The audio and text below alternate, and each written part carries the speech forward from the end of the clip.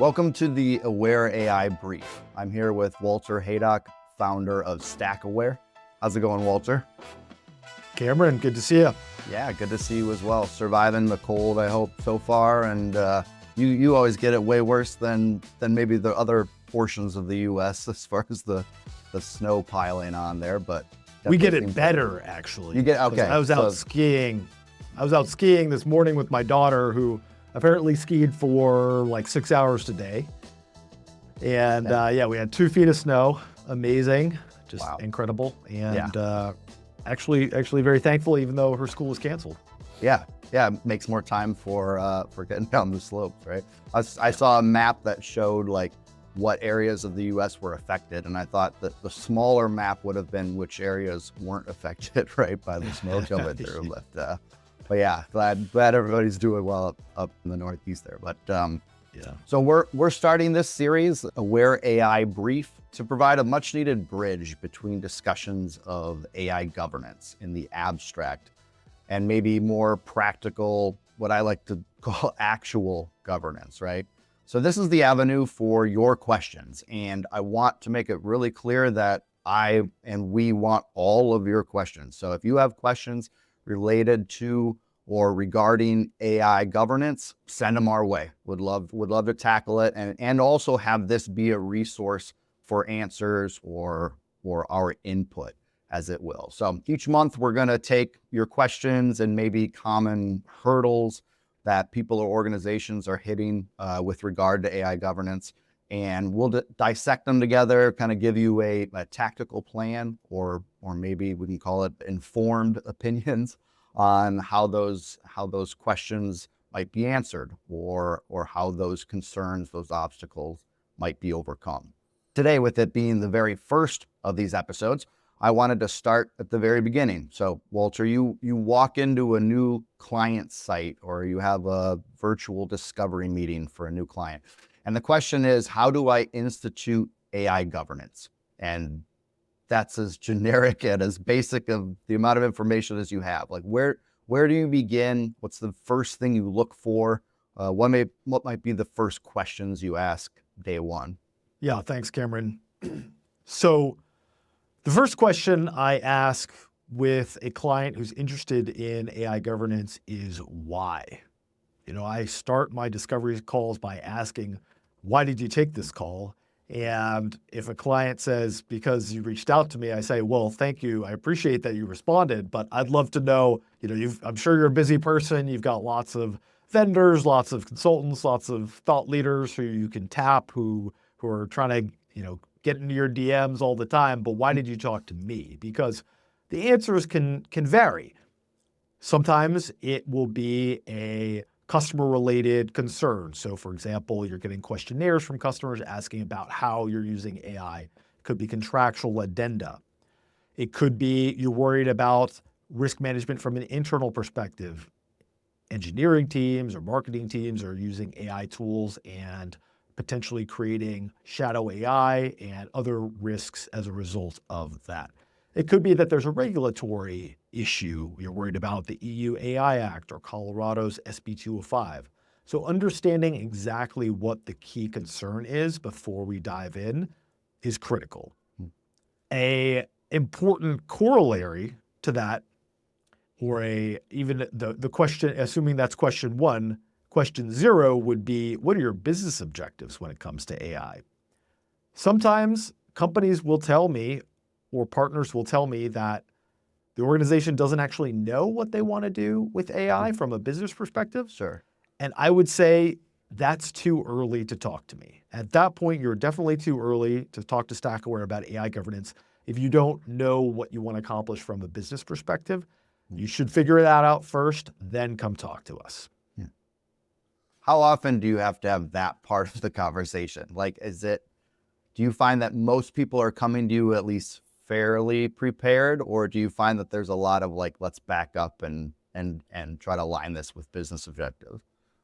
StackAware has the pleasure of working with the top 10% of clients when it comes to sophistication in terms of AI governance. So 90% of the people I talk to have a clear understanding of what they're trying to accomplish from a business perspective, and also have a good idea of the problems they're trying to solve. About 10% of folks who come in not really understanding what they want to do from a business perspective. And then I'll say, hey, there are folks who can help you with that on the kind of productivity enhancement, on the, digital transformation side of things. I send them to those folks and then say, hey, once you got that figured out, then come back to me as soon as possible, but make sure you have the business objectives mapped out. Yeah. Yeah, it makes all the sense in the world, right? Like you gotta have that, know what you're aligning with, within that business or that specific organization. I think that kind of leads a lot of times into another question that I had seen, which is like, who is actually, so say you do have a customer that's ready, a client that's ready to begin with StackAware. How do you handle, as far as, maybe you just asked the question, but like, how do you handle as far as like, who is actually going to deal with this? Who are you looking to deal with at a potential client? Identifying an engagement owner is absolutely critical to an effective relationship with a StackAware client. So 80% of the time, we're working with the chief information security officer or maybe the head of GRC at a larger organization, because security teams have the language, have the tooling, have the frameworks to tackle AI risk. That doesn't necessarily mean they're the only people who are able to do it. We've also worked with CIOs, with data science teams, and also bringing in privacy, legal, compliance folks. But 80% of the time, it's the CISO. 20% of the time, it's a technical team that we're working with. And I found that those are the most reasonable points of contact. The key thing, though, is having a clear internal sponsor at the organization before we start anything. Got it. Yeah. So kind of establishing who that is, right? Like establishing maybe who owns this portion of the structure within the business. I mean, are you looking to try to bring in like board members or ownership, like representation within this, or is that something that is you usually just rely on like your connection, kind of your in to really know like that top down input? StackAware is often working with CXOs, CISOs, CTOs, CIOs as they prep for interactions with their boards. Boards generally aren't too interested in speaking to consultants, so we rarely, if ever, speak directly to boards. A lot of our clients, though, are either venture-backed or they have a controlling stake from a private equity firm. So there are definitely investors that are in the mix who are interested and are often aggressively pushing the use of artificial intelligence to accelerate growth and to increase margins. So they're definitely in the mix, and they will be on the business driver side of the equation. Sure. Oh, makes all the sense in the world. So that's kind of a question that answers who owns the structure. One question I've seen a lot online recently is that question of who owns the IP of the content. So like code, marketing copy, images that gets generated by an AI tool. So say somebody's within an enterprise situation, like an AI tool that their company pays for and employees use, like who owns the IP of that content? When it comes to artificial intelligence and intellectual property, there are two questions that I think are important to answer in terms of managing risk. So the first question to ask is, am I potentially infringing on a third party's intellectual property rights if I am using this AI system? Now, StackAware has put out a 7-level guide to managing intellectual property risk from the infringement perspective, and that's something we could link in the show notes. But basically, at the top level, the most aggressive position you could take is that we will download pirated material, we will ignore robots.txt files, we will just train on anything we can get our hands on. And allegedly, companies like Anthropic and Meta have done just that. So they have drawn litigation as a result of that alleged activity. Then on the bottom end of the spectrum, which is frankly unrealistic and impossible to do, is to say we're literally not even going to touch anything that is even generated by artificial intelligence unless we own the model or the content.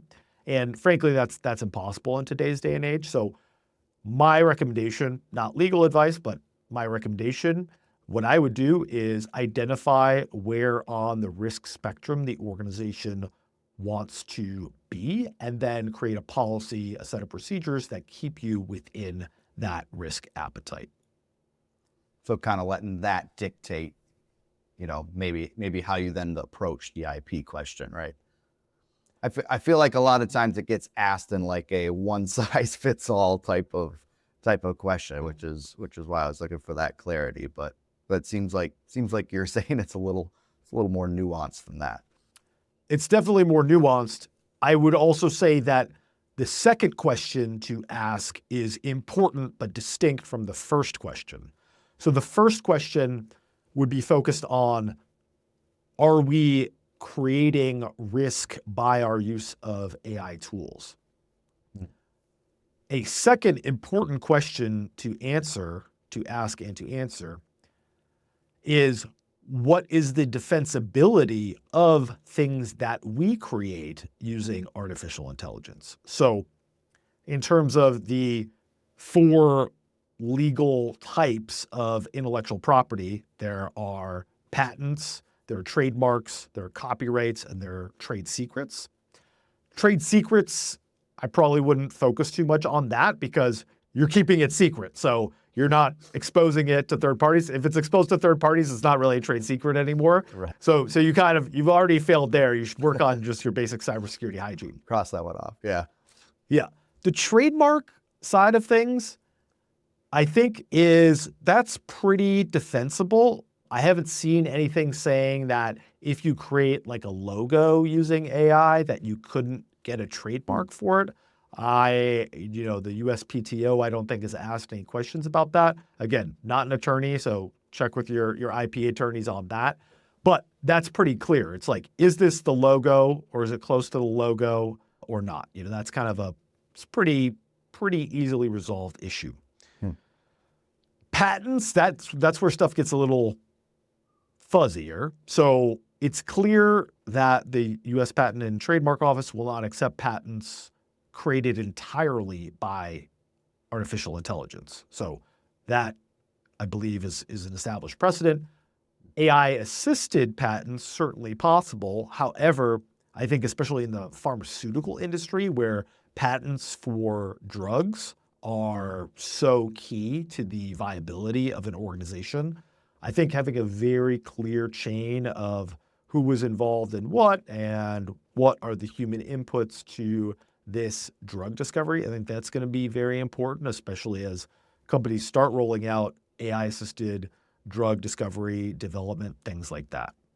I think the most challenging IP issue is going to be on the copyright side of things. Yeah. And for some companies, this isn't going to be that big a deal. And I'll tell you, this is just StackAware's perspective. And I don't even necessarily recommend this for our clients, but this is just what we do, is that we take essentially a YOLO approach to defending our copyright. So that's not to say that I would condone somebody just copying, pasting a StackAware blog. Don't do that, and we will come after you if you do that. Yeah. But we are open to AI training on publicly available StackAware content because my opinion is that it's going to be very difficult to prevent generative AI from training on your publicly available content. You're going to have to take a very aggressive approach. You're going to have to make sure that all the platforms you're publishing on, you've opted out of training, you have assurances that they're not training on you. So that may be appropriate in certain areas where your copyright is literally the only thing that provides value. For example, like movies or music, there is nothing else except for the copyright because you got to make it public. And that is the core to your business. So, we don't really work with media companies. So I don't actually have a good answer on that side of things, but I would just understand if you're somewhere in between, if you're a company like StackAware where, public content is important from a marketing perspective, but it's not core to the existence of your business, Yeah. I would say maybe take the perspective that you might want to get your content, into these generative AI tools. So maybe you're returned more frequently in search results. Maybe, people will take your view of the world and incorporate it more frequently. So again, no firm answers, but that's my perspective on the defensibility of IP issue. Yeah. Yeah. And having a practice that's at the very least defensible, right? Yeah. I mean, if ChatGPT were to start giving people StackAware as an answer to their AI governance issues, like probably not the worst thing in the world, right? In fact, I would like if they did that. In fact, go ahead, do it, right? Yeah, let's keep that rolling. So we talked a little bit about the about kind of enterprise approved or AI tools within an organization, right? I think one of the big terms that gets thrown around a lot is shadow AI, the risk of shadow AI, and not just a term, but kind of a inevitability, right? From a governance side of things, how do you say you have a business, right? They use Copilot Enterprise, and employees have found that has the limitations, so they start using their personal accounts to circumvent, go around that, right? Trying to be productive, trying to be efficient, but how would you approach that as someone looking, from an AI governance side of things? How do you get that shadow AI to stop? What would someone in leadership maybe do kind of immediately, or like first step again, to eliminate that private account use and maybe try to do so without, diminishing the productivity mindset that employees were having? Shadow AI is a tricky problem because there are certainly circumstances where approved tools will have limitations, and there might be commercially available SaaS products that really meet the business need. The key piece, from my perspective, is shadow AI prevents you from conducting effective risk management on the given AI system. So if you don't know that a system is in use, there's no way to do an assessment on it. There's no way to treat the risk that you've identified resulting from it. My recommendation would be for companies to understand what their risk appetite is with respect to data leakage, with respect to intellectual property, with respect to ethical issues, with respect to customer-facing reputation.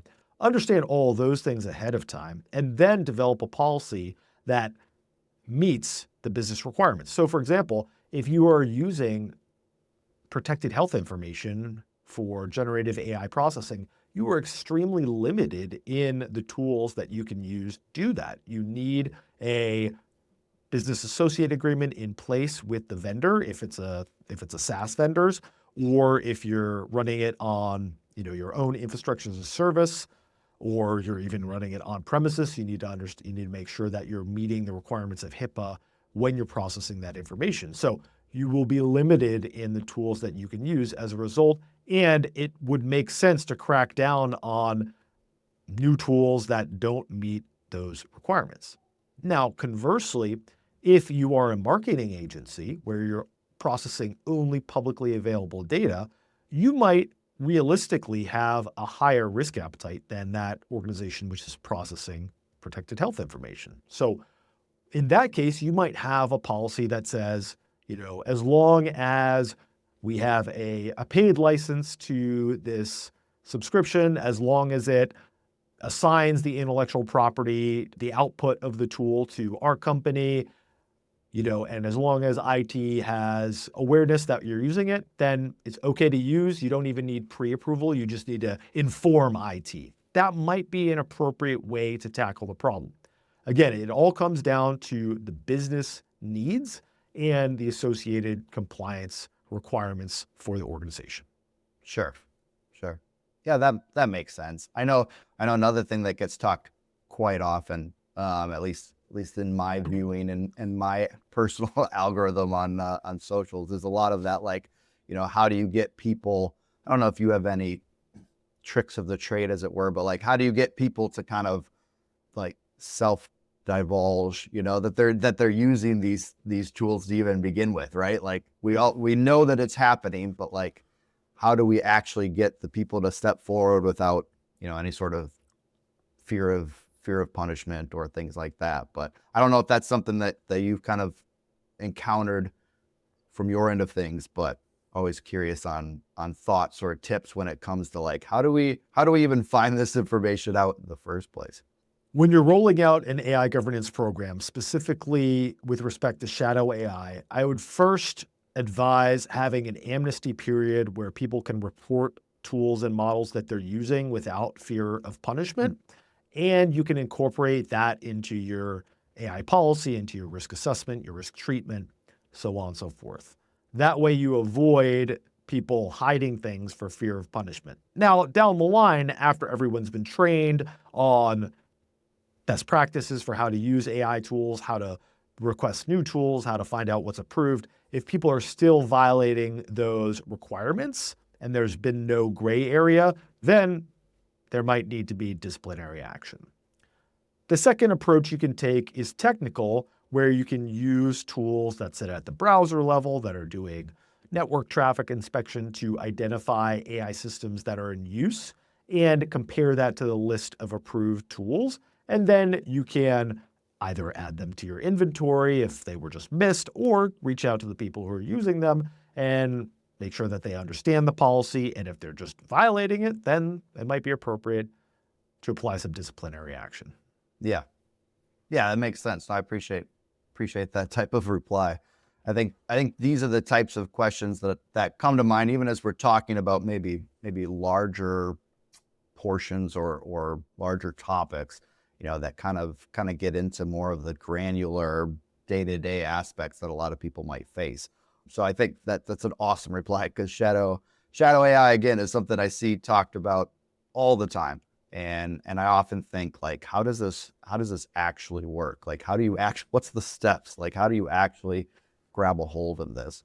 So yeah, like, obviously being able to talk about structure here, accountability, implementation, confidentiality, shadow AI. I appreciate hearing your takes and kind of just the best practices or the different procedures that you have in place and that you find to be effective in this. I did want to close by saying that, like, I know the purpose of this series, again, I want to be able to discuss specific problems, specific instances, ways that can be, absolutely and actionably helpful, problems you might be stuck on or a hurdle you might be facing. So definitely let us know all those real life type of questions. We want to be able to hear from you as you listen to this and as it might come to your mind. Walter, anything else that you wanted to add, either in relation to these topics or something kind of tangent from that? Nope, definitely. Please do reach out to Cameron or me on LinkedIn if you have questions, comments, things like that. We want to make sure that this series is useful, actionable, and realistic. Yeah, and those questions are the ones that we'll look to address in our next Aware AI brief. So thank you, Walter, and thank you all for joining us. Cameron, thanks.